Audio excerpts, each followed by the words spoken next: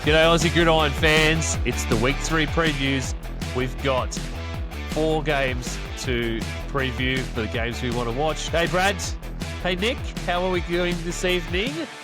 Back again with some previews. We're in Week 3 already. The next 2 weeks, Brad is waking up at 3 a.m. on Monday mornings to watch, just consume so much football, Brad.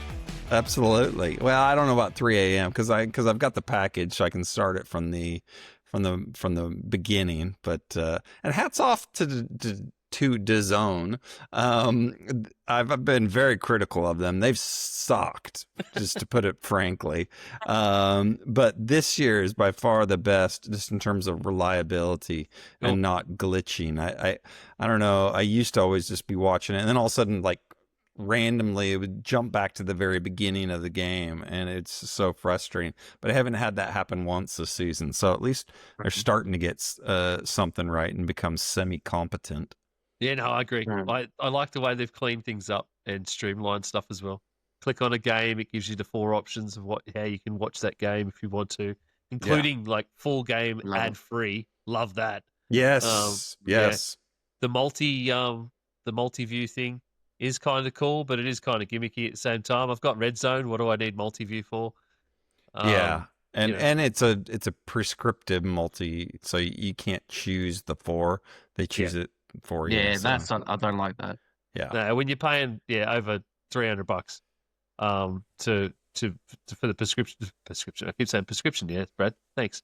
Prescriptive. Yeah, when you're paying over $300 for the subscription as is, I just can't see why anybody would want to pay more. You get Red Zone. So you get Red Zone. You get the Octo Box, Nick. The Octo Box, yes. I haven't seen much of that this year.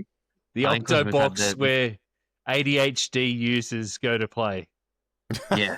I haven't watched Red Zone. Is it with the commercials? Is it as bad as what they say? Nah, it's not that bad. Okay. Red Zone is kind of cool, but I tell you what, it can, at times when things are popping off in 3 or 4 games at once, it can get pretty hectic brain-wise trying to watch it. Yeah, I was just wondering about the commercials, if that diluted it. Nah, it just, because it goes to like a half or a mini screen, and they only really put them in. They don't put them in the middle of games and things. They put them in when stuff isn't happening. Oh, all right. That's all right. It's not so really when that it's like big half time, or when it's nothing's happening, like everyone's on a break, or like they're changing over sides or something. Yeah. Now we've got some games we want to watch for Week 3. We move on to our Week 3 previews. In amongst all those, of course, is some best bets. So make sure you're listening to these games. If you're a betting person, listen to our previews. We've got some bets we might like, or some things you might want to watch out for in all of these games.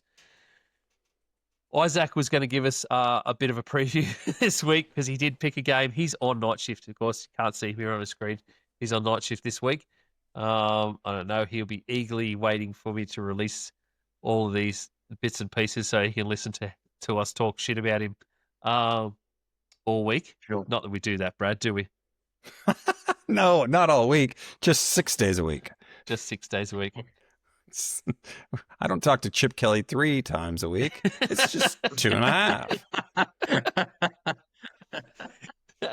So I'll start us off with Isaac's preview, which was Rams at Eagles was his pick. It's the game he wants to watch. I laughed my ass off when he sent this through to me because, of course, Isaac is a Rams fan. He's the only one amongst us that picked their own team to preview.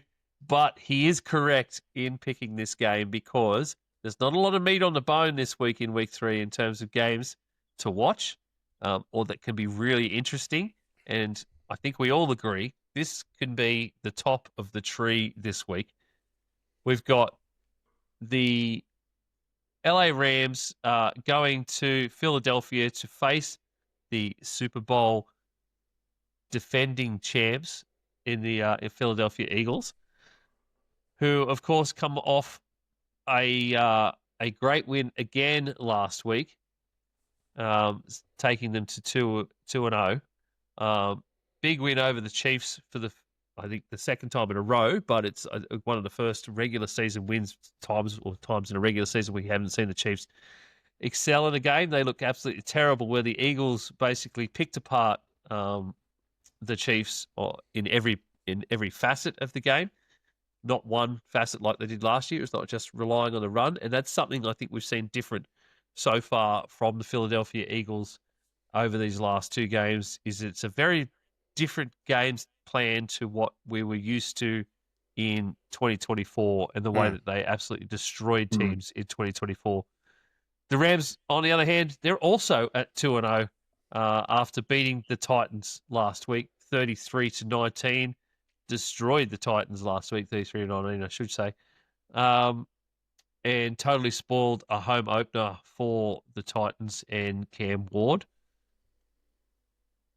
So that was kind of a great game as well for both teams, actually, but the Rams especially. Stafford just under 300 yards. We all thought that he wouldn't be playing this far in the season. We all said in our previews, in our division previews, that we thought that Matt Stafford would probably be here and there because of this mystery back issue. Well, it doesn't seem like there's any back issue when you throw for 300 yards, 2 touchdowns. So,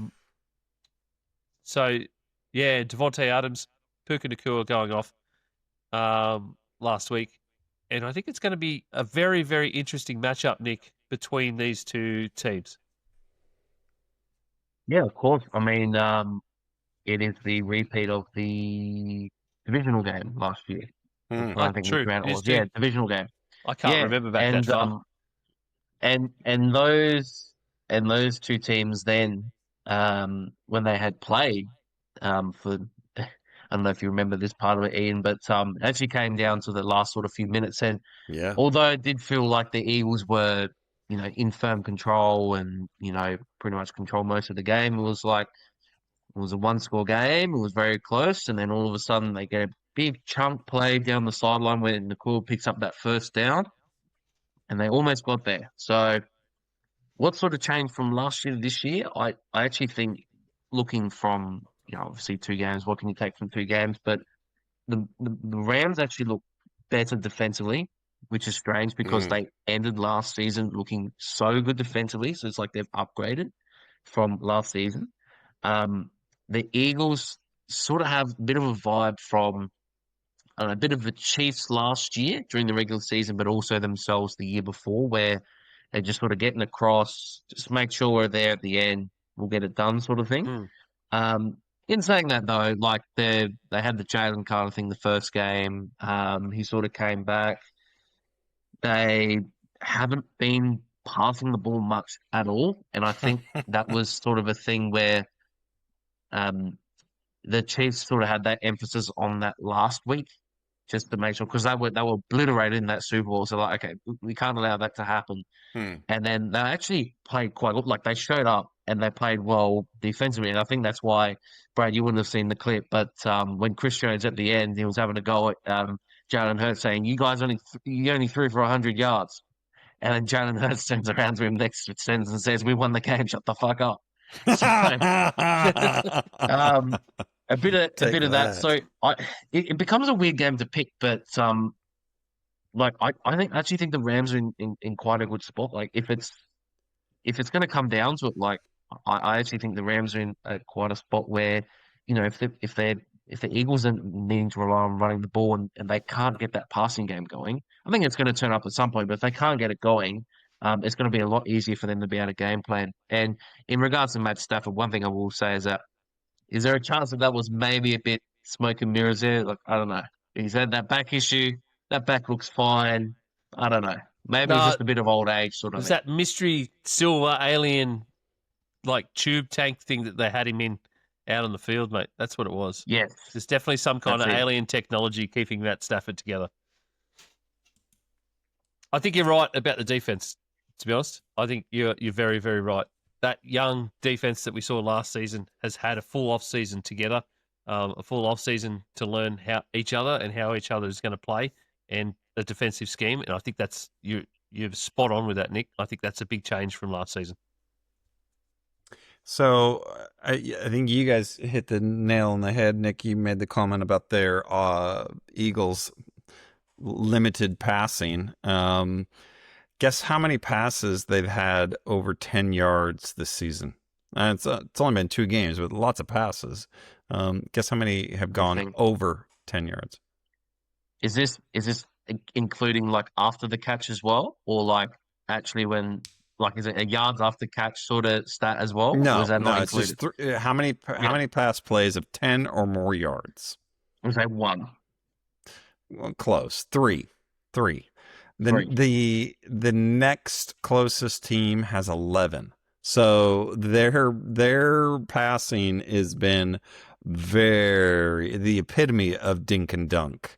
They're the first team since 2010 to not have a passing touchdown through 2 weeks, and still be 2-0, and still be 2-0.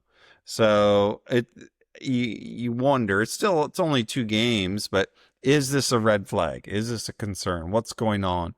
Jalen Hurts. So they've only converted 7% of their 3rd and longs. That means you need 7 or more yards, which is the lowest rate in the league. So whereas the Rams are the opposite, I think they've are 44% of theirs. They have the highest of their 3rd and longs. So the Eagles are they're winning the games. There's no doubt about that. But they're not getting it done through the air. Now, the Rams lost their corner. What was is it Witherspoon? Is that his name?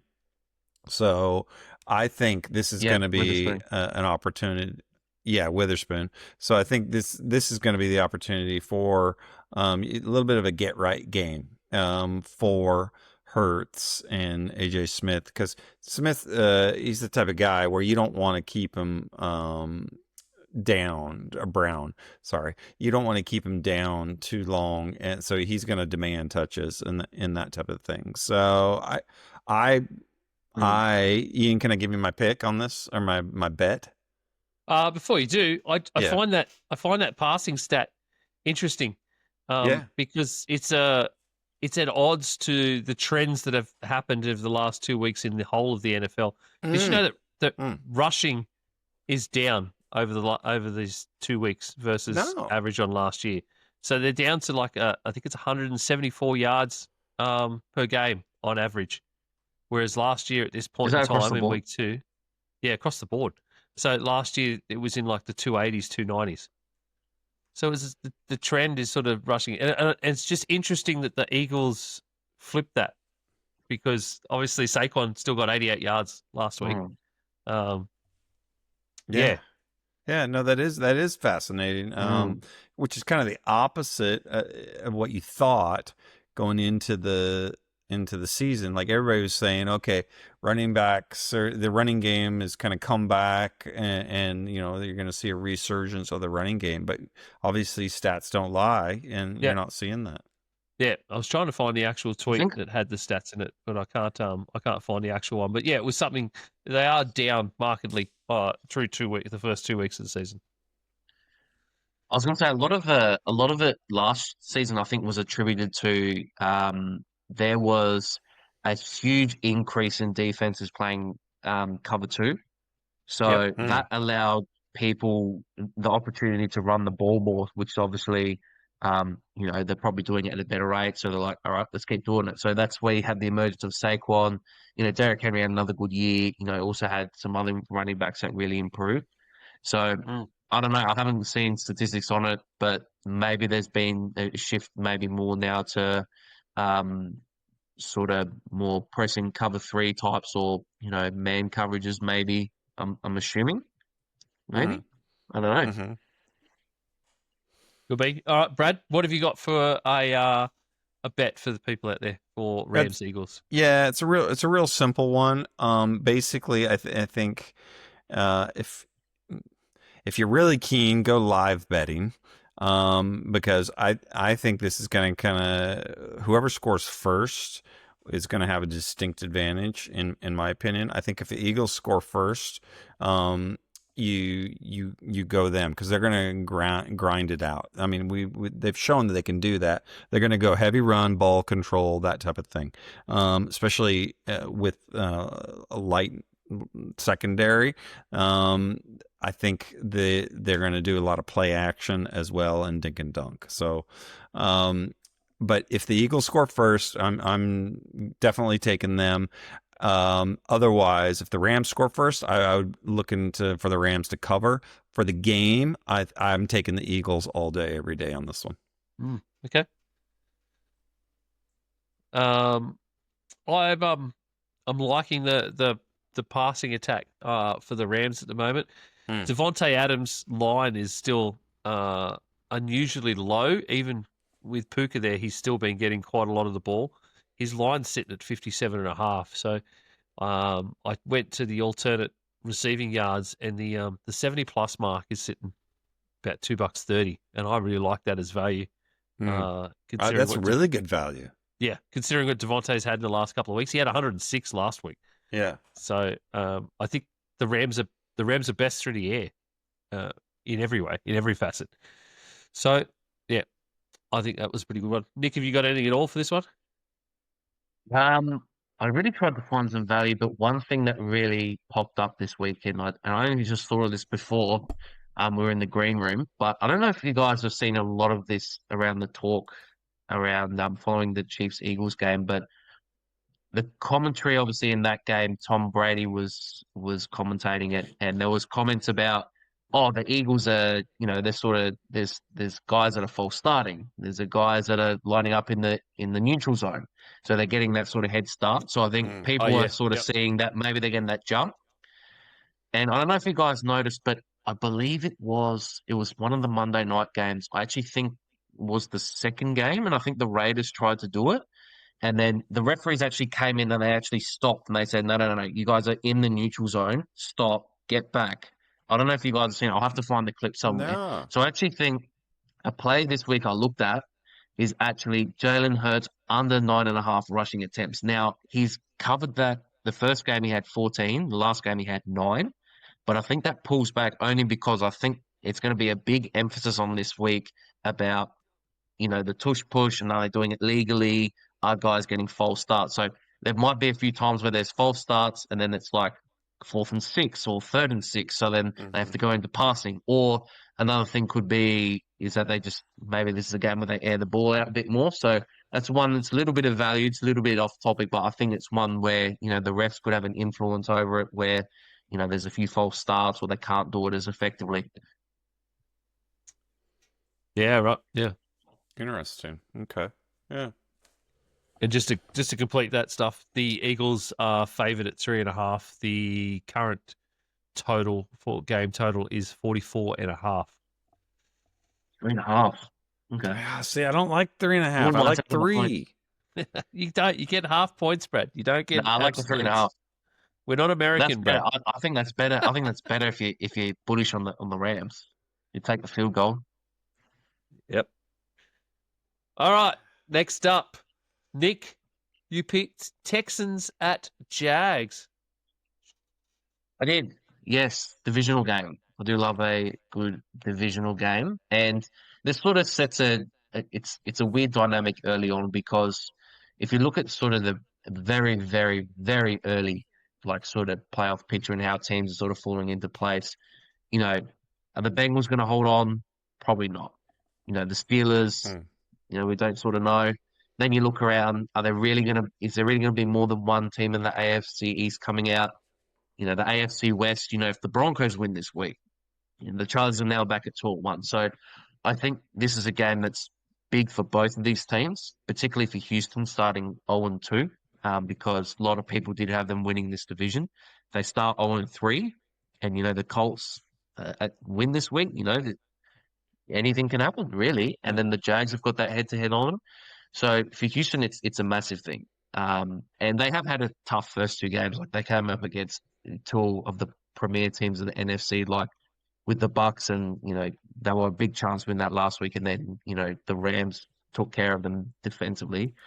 The Jags, on the other hand, had a strong week. While they only played the Panthers, And then they fell short last week to the Bengals, which was quite strange because the Bengals actually scored a lot of their points when Burrow went down and Browning came Mm. in. And Browning, I think, had 3 picks, if I remember correctly, which was sort of weird how that sort of works. So one thing that has been impressive with the Jags, I must say, is that they have improved their run game, which we sort of Yeah. did predict with Liam Cohen coming in. You've seen ETN get back to what he was a couple of years ago.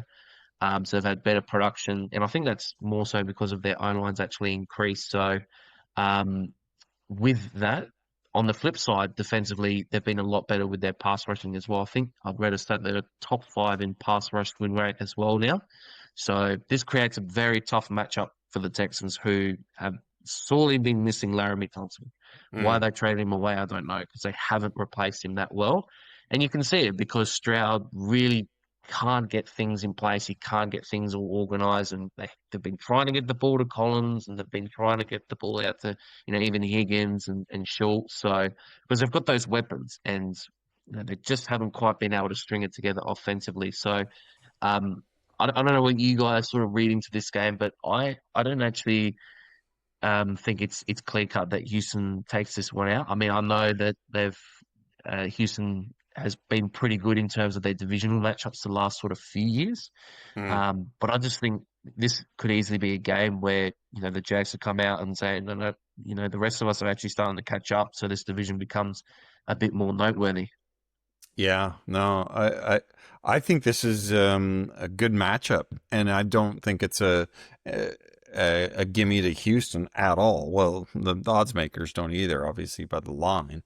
I it's huge that Jake Andrews is it sounds like he's coming back healthy center for Houston, because they need him, because that O line is just, they need him healthy, because that O line is just not looking good at all. We've been seeing Stroud's been sacked 6 times over these last 2 weeks. He's been pressured, and I don't have the stats in front of me, but just numerous times. I know it's been one of the highest pressure rates in the league. So, and it's people saying, oh, he's regressed and all that, but it's not. You can't pin it all on him. The receivers have been dinged up as well.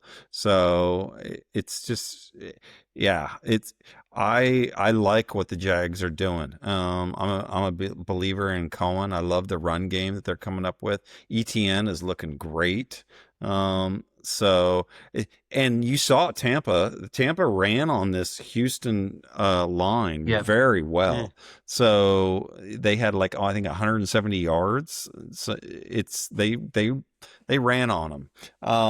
So it's going to come down to, I think, can Jacksonville wide receivers actually catch the ball and not drop it so much? Because that's kind of Yeah. been the news so much. And if they can, I could definitely see the Jags sneaking out of a win. I don't think it's a sneak, but especially because it's at Jacksonville. So I think they're primed to have a bounce back game on this. Yeah, I think so too. Jags are favoured by 2.5 at the moment too. They are. So the Texans would be the interesting bet to pick up that game, or even to just against that spread. Yeah, like I yeah. said. Because who did Jags, who'd they beat? Oh, they only beat Carolina. Yep. Carolina. So yeah.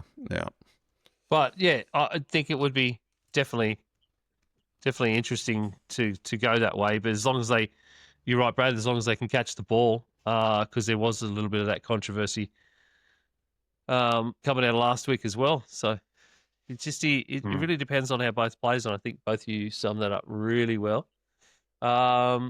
Any value in these markets? I feel like there'd be a lot of value in rushing wise in the Jags rush, and I was just trying to find some lines on that as well, because I watched how the Texans would just run on constantly last week. Yeah. What's the over under on this?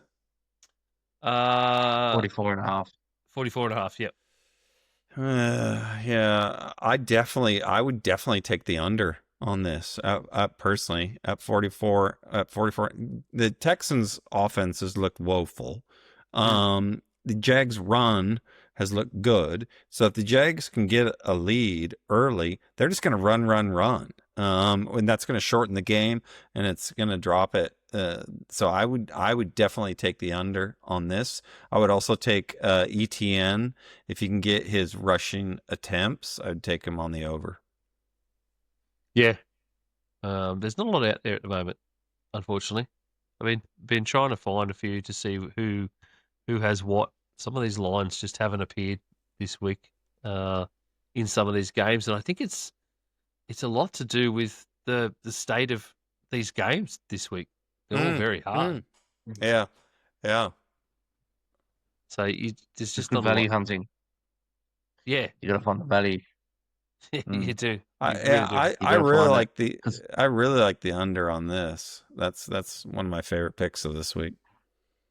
I must say, from looking earlier in the week, um, one of my three sort of main picks that I looked at, obviously real bullish on for this week.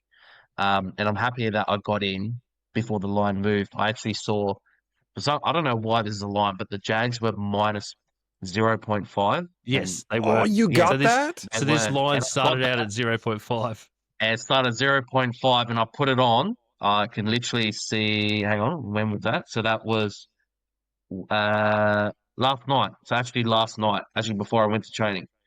So last night, and now the line's at 2.5 on Sportsbet. I'd still So take it got at the two extra and a couple half. points. Yeah, I was about to say, like, this is the one I'm actually quite, one of the three picks I'm actually quite bullish on. Obviously, like you Yeah. said, Brad, like they're a really good or they're sorry, they've improved a lot as a run team.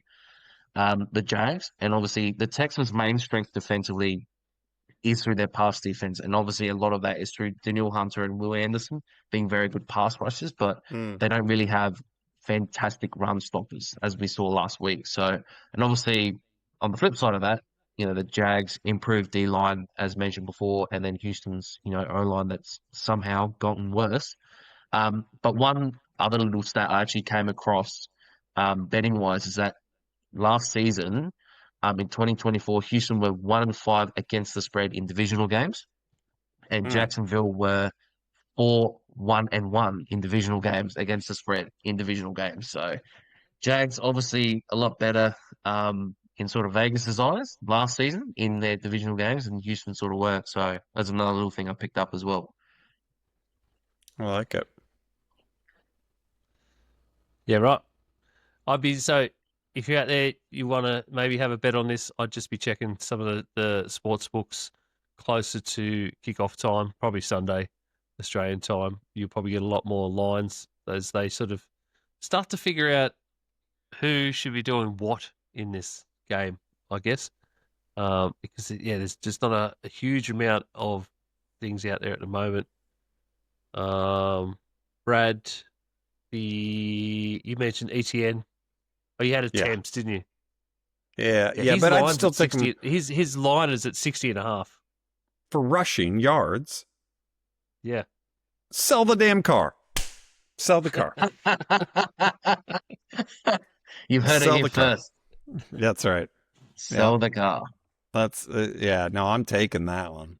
I had to go all the way to tab to the TAB to find any kind of lines on this so far. Jeez. Yeah, no. Yeah. Once Thank again, Is that you, really Tab. the line? Once again, sports bet. We'd be happy to take your money, but also pick your game up. Yeah. Yeah. He's at 214 yards in 2 weeks. That's insane. Yeah. 60 Exactly. That's what I'm saying, man. It's just, and I know, Houston D, but they got ran on last week. Yeah, well, if anything like that comes up on sports bet closer to the game, I'm going to be smashing it, Brad. Yeah. I will be selling the car. Yeah. We'll have to sell all my winnings. All right, Brad, what did you pick for game you want to watch this week? I picked the amazing Superchargers versus the Broncos. So this will be a good matchup. I think it could be the game of the week potentially. Chargers are 2-0 after beating the Chiefs and the Raiders, smothering the Raiders. Broncos are a little bit of a surprising 1-1. Hey, here's a hot tip, Broncos. Don't commit so many penalties. And not just that last play, but just on that whole end of the game. They're just miscues and penalties. So, the big headline though is Khalil Mack coming out with the dislocated elbow, and so he's on IR. So is that Chargers pass rush going to be able to keep the pressure up? How are they going to manage that? But that defense, man, I mean, they were getting better last season, and everybody thought, I think, that they were predicted to be better this season, but they've really stepped it up. That defense is smothering. So I think it's Orlovsky, was Dan Orlovsky. I was watching some stuff with him, and he was just talking about how they are playing at such a high level right now. It's just, there's no room for offenses to pass the ball against them. So if they can keep that up, it's exciting. Derwin James is just a beast. The reality is though, if in Denver has one of the highest pressure rates, I think they're tops in the league with their pressure rate. But Herbert is one of the best against the blitz. So this is going to be a real cat and mouse game. Herbert was 8 of 10 last week for 97 yards and a touchdown when he was blitzed. They've turned into this pass first team. So they are passing way more, which is good because they have not been able to run the ball well at all. They're not looking good, and which I'm sorry if you've picked up a Marion Hampton in fantasy or anything like that. He's not looking good. Their Chargers are not running the ball well. So I think with Denver, it's going to come down to Bo Nix and who is he? You know, because we saw in week 1 he didn't look that good. Last week he started good and then tailored off. So it's going to be a real X's and O's game. I think if Denver can run the ball and keep kind of this dink and dunk and chip the way down the field, which they like to do, then they've got a shot. But overall, I like Sandy. They've moved. They moved years ago.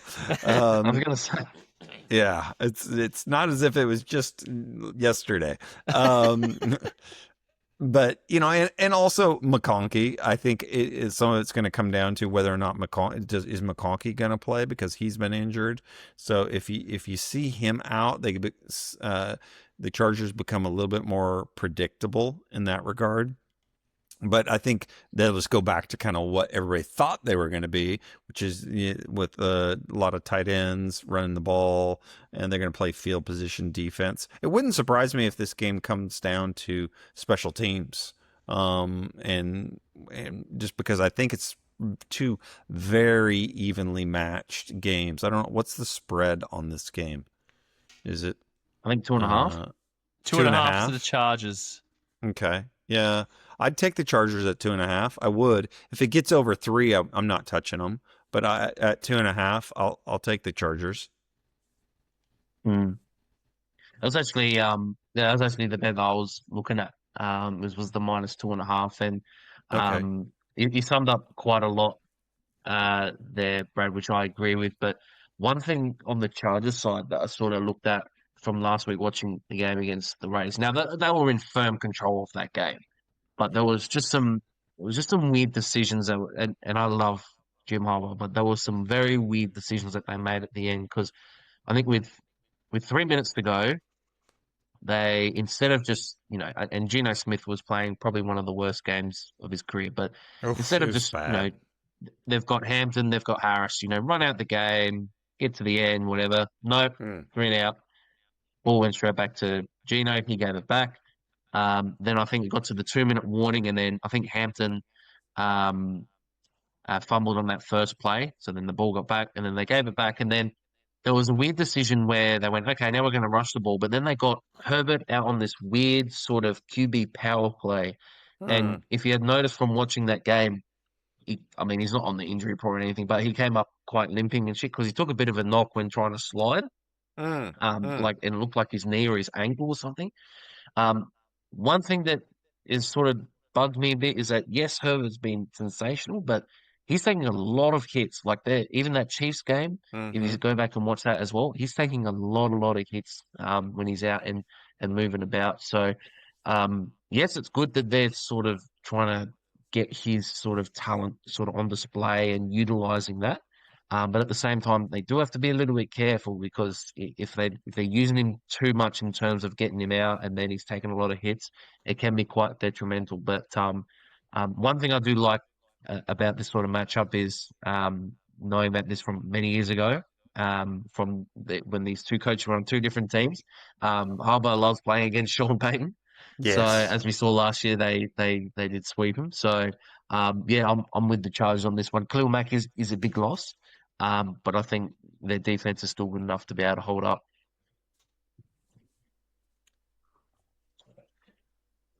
Awesome.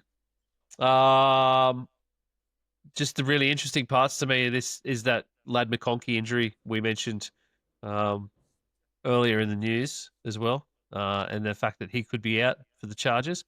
But by the same token, they've had both Keenan Allen and Quentin Johnson step up massively in the past game Yeah. um, as well in the last couple of games. They've been the ones that have been getting the touchdowns, whereas Lad McConkey's been getting the yards, so he's been destroying them through the air, getting the yards.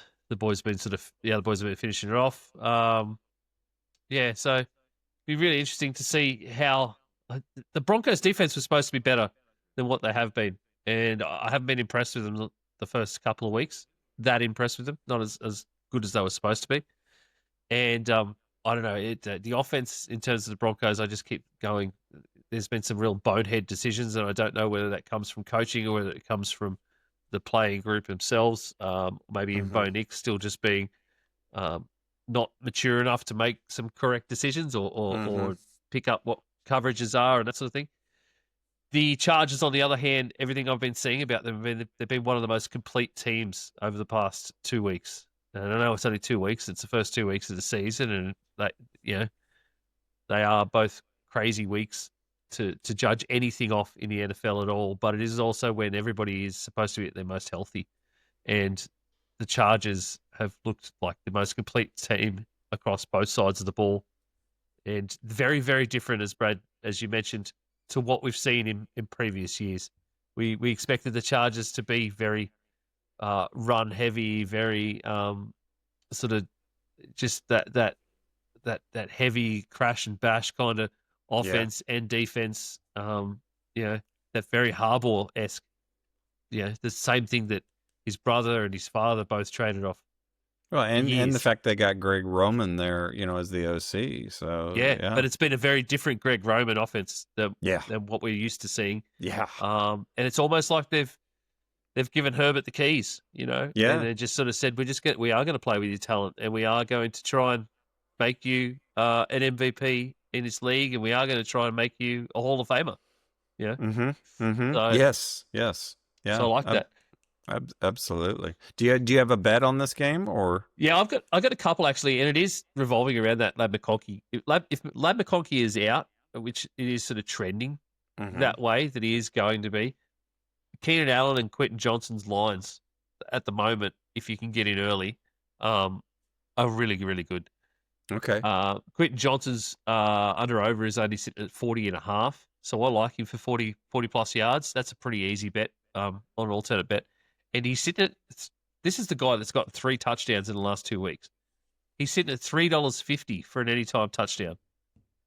I'm going Sheesh. to sell the bike on that one, Brad. So yeah, if you put the two of them in together, you've got a pretty easy 2-leg $4 multi, to be honest. But $3.50 just for that anytime TD is pretty damn good value. Have you got anything, Brad? I had the Chargers at 2.5, but then I like Bo Nix on the under for his passing yards. Okay. So I would take Bo Nix on the under. Nick, anything on this game? I just had the line as well. Yeah, that was the main Yeah. thing I sort of had. Was that minus 2.5? Right. Cool. All right, move on to the last game we want to watch, and it is, of course, the one that I want to watch. And it is the odd man out, I guess, when you look at the two teams. It's Falcons at Panthers. The Falcons are currently sitting at 5.5 favourites, so they're sitting at minus 5.5 favourites in this game, and with good reason. Last week against the Vikings, they completely dominated on defense. Their defense was amazing. Both defenses were. And it very much was a field goal-a-thon for 3/4 of that game before the Falcons started piling on some fourth quarter points through some pretty good sort of receiving yards. Bijan Robinson absolutely destroyed the Vikings on the ground last week. You could not, anytime he touched that ball, you could not stop him. And he very much reminded me, Brad, of a young Derrick Henry, and it was just reminiscent of it, that he could just slide through the offensive line so easily, and as soon as he was through and he was into the secondary, he was gone. It was automatically 15 yards plus, and he went for 143 last week. So interestingly enough, the Vikings couldn't stop the run at all, but they were able to really stop the pass of Atlanta for more than 3/4. It wasn't until late in the fourth quarter where they started really getting that together and putting some extra points on. And in terms of the Falcons' defense, they were amazing everywhere. They did have a little bit of trouble still stopping the receiving side of the pass with the Vikings. Interesting enough, you go to the other side in the Panthers, they had a narrow loss to the Cardinals, but they were the ones that scored all of the points in the fourth quarter. The Cardinals got out to an early lead, and then the Panthers absolutely flipped that game script in the second half, really figured out who they were. Bryce Young ended up with 328 and 3 touchdowns for the day. Ted McMillan, who is an absolute superstar, with 100 yards of that. Wasn't a great day on the ground, though, for Chuba Hubbard and Rico Dowdle. Wasn't like a huge amount of yards. So, again, the Cardinals stopped that run, whereas they weren't able to stop anything that Carolina had in the passing offense. So that's where I find that this is going to be very interesting coming this week. That and I should say that the Panthers stopped the Cardinals largely everywhere all over the park in the second half. So that's where I'm going to find it really interesting, is that the Panthers were really good against the run. How are they going to go against Bijan Robinson? They were okay against the pass. So how are they going to go against that Falcons pass, and how are the Falcons going to defend against that passing attack of the Panthers, which seems to be really coming together now with Ted McMillan and Jatavian Sanders, and even good old Hunter Renfrow. So, Brad, how are you seeing this one? Yeah, well, I think it comes down to me the first half. If Carolina can get over its slow starts, then they've got something cooking here, because Carolina's been outscored 40-6 in the first half. These two games, 40-6. So that's the worst point margin in the league, and for the first half. So they need to get going in that first half, because they found their rhythm in the second half, and it's been a lot of passing. Yeah. But so that to me is key. Carolina also needs to generate more pressure on the quarterback. They've got a league worst 1.8% sack rate, which is pretty abysmal. And then Carolina's defense is kind of a bend don't break. But they're doing they're bending over. Is what they're doing. So they've got 50% of the drives against Carolina have reached the red zone. Which is last in the league. That's pretty bad. So, and then I'll end with I throwing a lot of stats out here, but this is the one that got me. Carolina's turned the ball over 25% of their drives. You cannot win when you give it up a quarter of the time of every drive, you're giving it up, because that's the number one indicator of success is the turnovers. And when you're giving it up 25% of the time, that's rough. That's really, really rough. So, with all that said, I still think it's going to be a good game. I think it'd be very intriguing to watch, especially, that Atlanta run game, like what you said, the Atlanta run versus the Carolina front, I think is going to be really good. But yeah. So, Nick, what are you thinking in this game? Yeah, well, actually, when they played last season, the last game last season went to overtime, and Carolina actually took it out. And I think they That's dropped right. like That's 40 right. something points on it. Yeah, Yeah. it Yeah. I was forgot it was about actually that. insane. That was in that run that they had towards the end, when they were starting to get things together. Um, but I think from the Falcons side, I know you covered a lot with the Panthers side. From the Falcons side, they have been waiting for so long for even a competent defense, just a Mm. competent defense to pair up with this, offense where they've got this talent everywhere. And I think the additions of, well, they moved up to get James Pierce, Mm. who's had an okay start. Jalen Walker's been pretty good. He'll probably get a lot better. And they also picked up sort of Leonard Floyd to help. So I think it was sort of a focus on their front seven, which is obviously, Yeah. turned out to be quite good, because I think they're in terms of yardage, I think they're, I think top 2 or 3 in terms of pass defense and also overall defense. So, they've been crying out for that for some time. And if this is something where they are able to keep that consistently going, and then, they can keep moving forward and building offensively, gaining rhythm and everything. I know that Hmm. they did lose that first game to the Bucks, but they will be neck and neck with them, and they probably could be in a wild card team as well, if you really think about it, because um, they'll play the Bucks again, so they've got the opportunity to beat them. They did beat them twice last year, so it's not like they can't beat them against the Bucks. But Yep. I feel like this is a team that, I think is pretty much a consensus. I think there's not many people that would be picking the Panthers in this game, but moving forward for the Falcons, they can just continue to build. And offensively, if that's not the strength between the two sides at the moment, they're in a good spot, because they'll be able to figure that out with all the talent they've got. But yeah, much improved defensively. In terms of what we're talking about, Bijan Robinson, my Hmm. pick for this game, and I can't believe the Mm. line for this is so low. His rushing and receiving yards combined, his I was Hmm. just over looking under at is this. at 111 and a half, It's nuts. rushing and receiving. I was just looking at this, So and I was looking at the stats just to see why that was so low and how that could be so low, Nick. And the first game against Tampa, 24 yards rushing, 100 yards receiving, and then last week 143 rushing and 25 receiving. I can't believe 111. And did you notice that there's yeah, no under over line for him? They can't figure out how to set an under over for his rushing. yeah, yeah. That's That's that's so strange. fascinating. And the last game that they played, against the Panthers, I think he had 170 rushing yards, just Mm. rushing, not even including receiving. So yeah, definitely jump on that. Well, I mean, I'm looking at it right now, and his it's paying for over 80 yards rushing is a buck 74. Uh, I'd take that all day. That's kind of where I would uh think it'd be easy money.